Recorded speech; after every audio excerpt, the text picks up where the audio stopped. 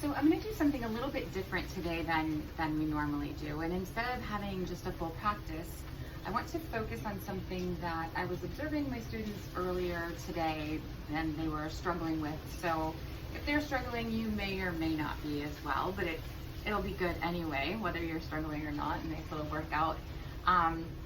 So we're going to work with planks and transitioning in from plank into a chaturanga.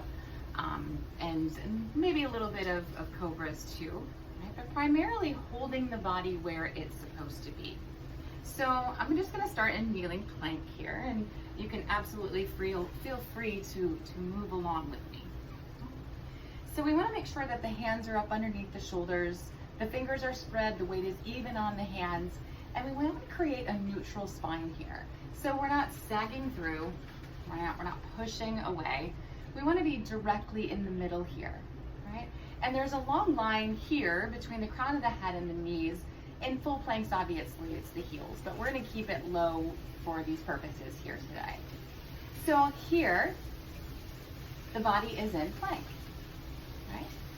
And what typically happens as we lower down to the floor is that the pelvis comes first because it's heavy.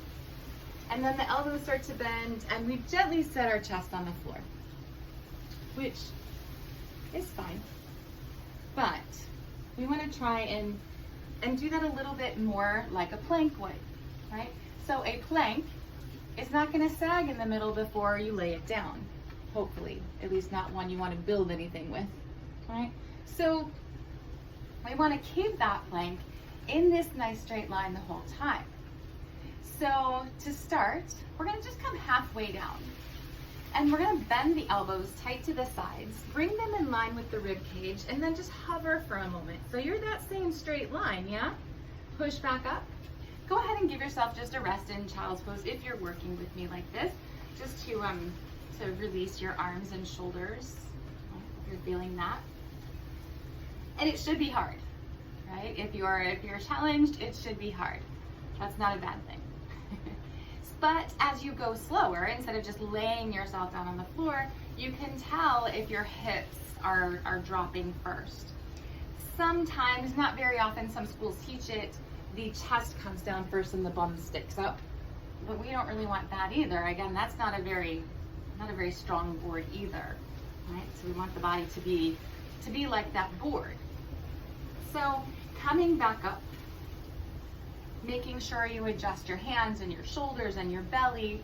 The head should be in line with the spine too. A lot of times it hangs down, right? We want the head to be in line.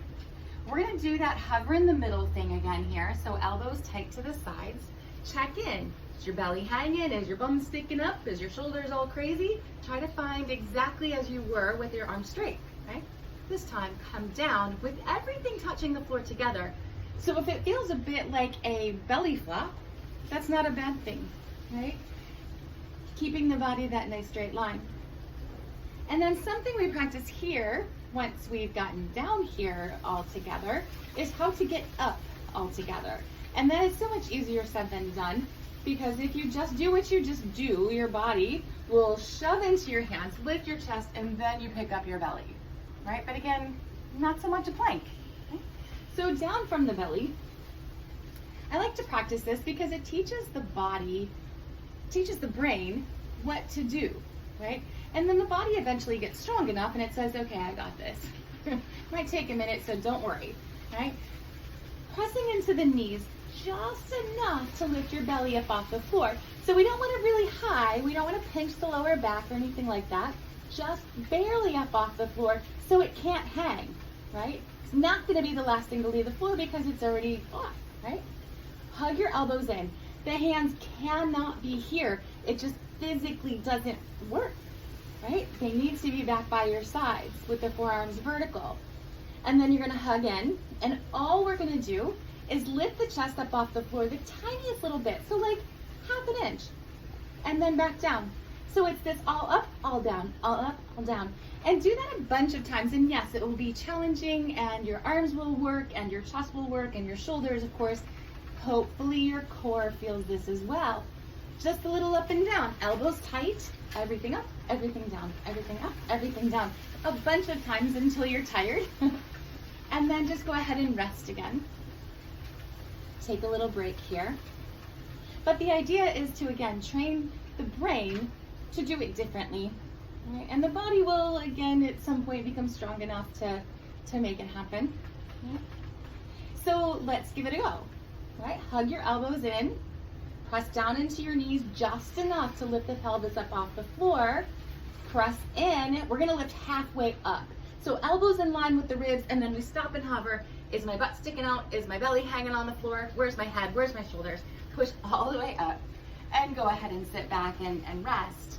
And hopefully your arms feel this, your belly feels this, your shoulders, right, and chest. So it's, again, a way of training your brain to make it to work better. So incorporate that in your practice. So maybe as, you know, we're watching or we're doing our videos and we come to our sun salutes, maybe give it just that little tiny up and then down for a second, and then lift up and back into, say, your down dog or something like that. So use that and practice with it and see how much stronger and more aligned your chaturangas can be. Namaste.